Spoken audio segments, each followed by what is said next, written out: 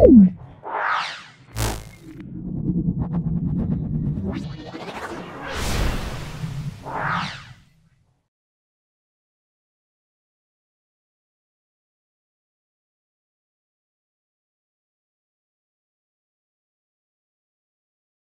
এসো আজকে দ্বিতীয় স্কুলটা উড়িষ্যা আর.কে মিশন শিক্ষা মন্দির। প্রথমে দেখো ফিজিক্যাল সায়েন্স পোর্শন সলভ করছি, তারপরে লাইফ সায়েন্স পোর্শন সলভ করব। চলে এসো। প্রথম দেখো, কঠিন থেকে তরল অবস্থার পরিবর্তনের পদ্ধতির নাম আমরা বলবো গলন। গলন মানে যে প্রক্রিয়া কঠিন থেকে তরলে পরিণত হয়, প্রক্রিয়ার নাম গলন। ফুটন্ত জলের তাপমাত্রা ফারেনহাইট স্কেলে কত? ফুটন্ত জলের তাপমাত্রা আমরা বলবো 212 ডিগ্রি ফারেনহাইট। 100 ডিগ্রি সেন্টিগ্রেড এটা সমান 212 ডিগ্রি ফারেনহাইট। এ মৌলটা দুটো ইলেকট্রন বর্জন করলো, তার চিহ্ন কি হবে? এ মৌলটাই দুটো ইলেকট্রন বর্জন করে, চিহ্ন হবে A2+। দুটো ইলেকট্রন বর্জন করলে A2+। CuSO4 এর নাম হলো Q plus sulphide, cupric sulphide আর কিউ প্লাস সালফেট। এটা মনে রাখবে, এটার নাম হলো কপার সালফেট। এটার নামটা হওয়া উচিত ছিল কপার সালফেট। তোমরা কিন্তু এটাই মনে রাখবে, এটার নাম হলো কপার সালফেট। টিন দেখে নাও।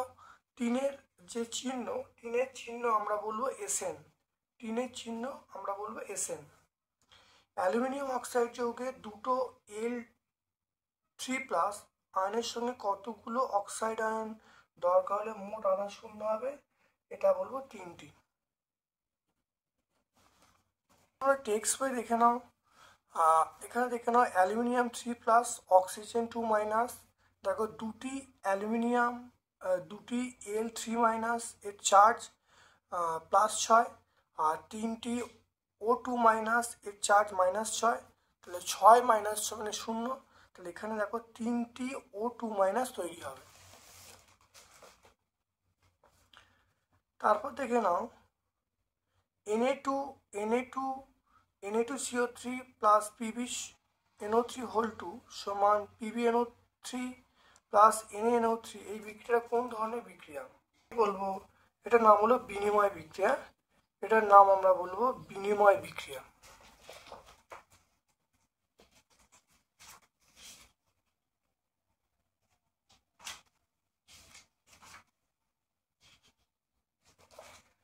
দেখে নাও NaCl প্লাস AgNO3 সমান AgClNO3। এটা হল NaNO3, এটা বিনিময় বিক্রিয়া।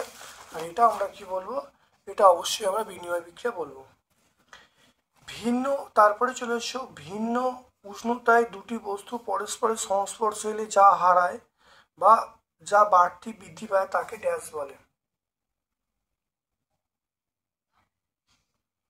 তাকে আমরা কি বলবো? সেটা হলো তাপ বলে। তাকে আমরা কি বলবো? তাপ বলে। 0 সেন্টি তাপমাত্রায় 1 গ্রাম বরফকে কত তাপ দিলে 0 সেন্টি তাপমাত্রায় 1 গ্রাম জলে পরিণত হবে? অবশ্যই আমরা বলবো 80 ক্যালোরি।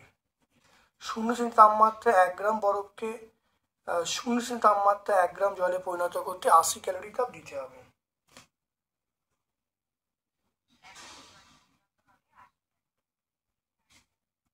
তারপর চলে এসো মাটির। দেখো মাটির কলসির জল ঠান্ডা থাকে কেন? এটা ব্যাখ্যা করতে বলছে। এটা দেখে নাও মাটির কলসির জল ঠান্ডা থাকে কারণ মাটির কলসির গায়ে অনেক ছিদ্র থাকে, ওই ছিদ্র দিয়ে জল বাইরে বেরিয়ে আসে, তখন বাষ্পীভবন ঘটে, এর ফলে ঋণ তাপের প্রয়োজন হয় এবং ওই বেরিয়ে আসা জল কলসি এবং কলসি ভেতরে থাকা জল থেকে প্রয়োজন ঋণ তাপ গ্রহণ করে, ফলে কলসি এবং কলসির জল তাপ হারায় এবং ঠান্ডা হয়ে যায়। এটা আমরা পেজ নাম্বার 13-এ বলবো। এটা আমরা কত বলবো? এটা আমরা বলবো টেক্সট বই 13। তারপর দেখো কোনো বস্তু গৃহীত বর্জিত তাপ কোন কোন বিষয়ের উপর নির্ভর করে? এসআই পদ্ধতিতে তাপের একক কি? প্রথম দেখো এসআই পদ্ধতিতে তাপের একক জুল বললাম। তারপরের প্রশ্ন উত্তর দেখো আসছি। এখানটা দেখে নাও টেক্সট বইয়ে তোমরা চলে এসো। দেখো তাপের এসক আমরা জুল বলছি। আর গৃহীত বস্তু এটা কার উপর নির্ভর করবে?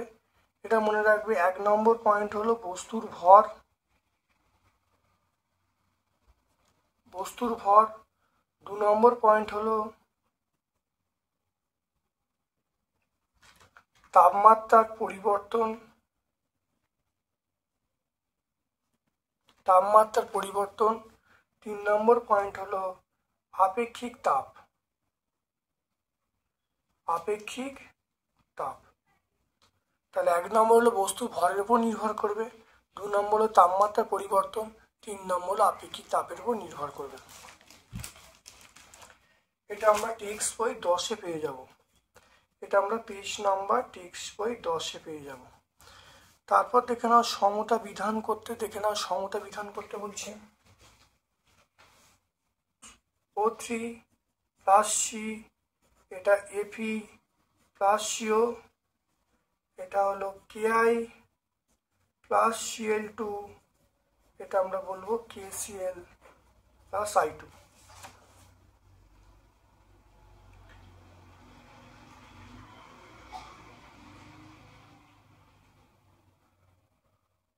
দেখে নাও এখানে এটা 2 আছে, তাহলে এখানে আমরা 2 করব। এখানে দেখো 3 আছে, তাহলে এখানে 3 করলুম। এখানে 3 আছে, তাহলে অক্সিজেন 3 হলো, আর কার্বন 3 হলো, তাহলে এখানে 3 করে দিলুম। দেখো Fe এখানে 2 সমানে ডান দিকে 2, এখানে দেখো কার্বন 3টে, দেখো কার্বন 3টে। তারপর দেখো এখানে দেখো Cl2 ক্লোরিন 2 আছে, তাহলে ক্লোরিন 2 এখানে করে দেওয়া হলো।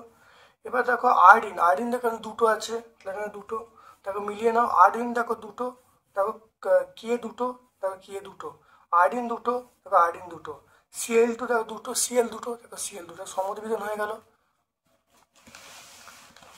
এরপর দেখো চলে আসছি আমরা লাইফ সায়েন্সের পোর্শনে চলে আসছি। লাইফ সায়েন্সের পোর্শনে দেখো লিগামেন্টে চলে এসো। লিগামেন্টে উপস্থিত প্রোটিনটার নাম হলো আমরা বলবো কোলাজেন। অনেকগুলি গ্লুকোজনে জুড়ে গিয়ে এটা তৈরি করবে শ্বেতসার। তারপরে দেখে নাও কেটে কেটে যাওয়া থেকে রক্ত পড়া বন্ধ করে, এটা আমরা বলবো ভিটামিন কে। ভিটামিন কে কেটে যাওয়া থেকে রক্ত পড়া বন্ধ করে। কোন পদার্থ খনিজ মানসিক বৃদ্ধি এবং বুদ্ধি নিয়ন্ত্রণ করে, সেটা আমরা বলবো আয়োডিন। আয়োডিন বুদ্ধি এবং বিকাশ নিয়ন্ত্রণ করে। 75 কেজি, দেখে নাও 75 কেজি, 75 কেজি বস্তু, উচ্চতা 1.60, তাহলে বিএমআই কত হবে? বিএমআই এটা হবে দেখো 29.30, 29.30 এটা আনসার আসবে। তা দেখে নাও 75 বাই এই 1.60 স্কোয়ার করলে আসবে 29.30। দেখে নাও খাদ্যতন্তুতে কোন উপাদান থাকে, এর কার্যকারিতা কি? খাদ্যতন্তুতে কোন উপাদান থাকে, এর কার্যকারিতা কি? খাদ্যতন্তুতে পেকটিন থাকে, পেকটিন জাতীয় কার্বোহাইড্রেট থাকে। তাহলে খাদ্যতন্তুতে পেকটিন জাতীয় কার্বোহাইড্রেট থাকে, এটি জলে গুলে যায় বা নাও যেতে পারে। দেখে নাও খাদ্যতন্তুর মধ্যে যেটা পড়ছে দেখো সজনে ডাঁটা, বাঁধাকপি, আপেল, ডিমের খোসা, ওট, এগুলোর কাজ কি? এগুলো হলো রক্তচাপ কমায়, স্থূলত্ব কমায়, অন্ত্রের ক্যান্সার কমায়, কোষ্ঠকাঠিন্য দূর করে। তাহলে বুঝতে পারছো এগুলো হলো খাদ্যতন্তুর কাজ। ম্যারাজমাস এবং কোয়াশিকার রোগের কারণ কি? দেখে নাও ম্যারাজমাস শিশুদের অপুষ্টি রোগটার নাম বলে ম্যারাজমাস, আর কোয়াশিকার রোগটা দেখো 14 বছর বয়স শিশু অপুষ্টি রোগ। তাহলে এটা শিশুদের অপুষ্টি রোগ হলো ম্যারাজমাস। এটা হলো খাদ্যে প্রোটিন এবং শক্তি কম থাকলে। আর কোয়াশিকর 1 থেকে 4 বছর বয়স্কদের এই অপুষ্টি রোগটা হয়। দেখতে পাচ্ছ? তাহলে পেজ নাম্বার 165 আমরা পেয়ে যাব। তাহলে টেক্সট বই আমরা 165 পেয়ে যাব। তারপর চলে এসো মিষ্টি, হলুদ মিষ্টি, আইসক্রিম, চাউমিন, চকলেট, এদের মধ্যে কোন ক্ষতিকারক পদার্থ থাকে?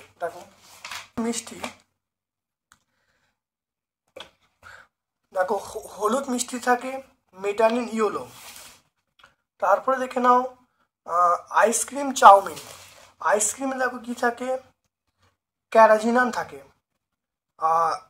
ব্রোমিনেটেড ভেজিটেবল থাকে।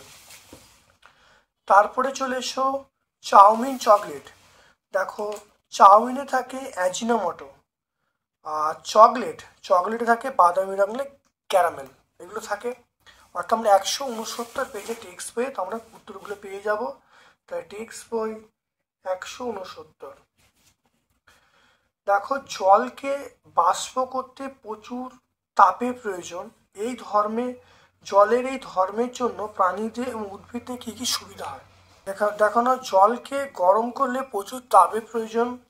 তাহলে এর ফলে সুবিধা দেখো, বাইরের পরিবেশ থেকে তাপ দ্রুত বদলালেও পাখি এবং স্তন্যপায়ী প্রাণীদের দেহের তাপমাত্রা স্থির থাকে প্রাণীদের ক্ষেত্রে। তারপর দেখে নাও এই দুটো পয়েন্ট 2 এবং 3, পানিতে ঘাম হওয়া এবং উদ্ভিদে বাষ্পমোচনের মাধ্যমে জল বেরিয়ে গেলে দেহ ঠান্ডা হয়। খুব অল্প পরিমাণে জল বাষ্পীত হলেও অনেক তাপ দেহ থেকে বাইরে বেরিয়ে যায়। তাহলে আমরা 2 এবং 3। দেখো, vitamin A, calcium, vitamin C, আয়রনের অভাবে রোগের নাম বলতে বলছে। ভিটামিন এর অভাবে দেখো অন্ধত্ব রোগ হয়, দেখতে পাচ্ছ অন্ধত্ব রোগ। ক্যালসিয়ামের অভাবে আমরা বলবো হাড় ভঙ্গুর হয়ে যায় বা হাড় দুর্বল হয়ে যায়, এটা আমরা বলবো দাঁতের ক্ষয় হয়। তাই ক্যালসিয়াম অভাবে আমরা বলবো হাড় ভঙ্গুর, দাঁতের ক্ষয় হয়। ভিটামিন সি এর অভাবে দেখে নাও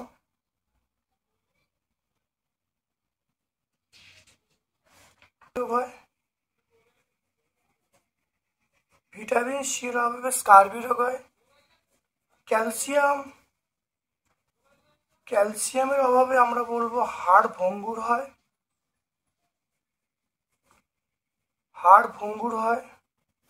ভিটামিন সি এর অভাবে আমরা বলবো স্কার্বি রোগ হয়। আয়রন, চলে এসো আয়রনের অভাবে কি রোগ হয়?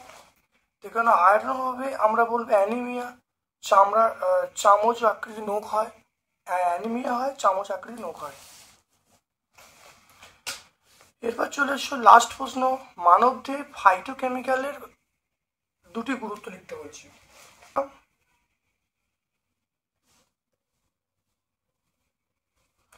দেখে নাও ফাইটোকেমিক্যালের ভূমিকা, দেখে নাও।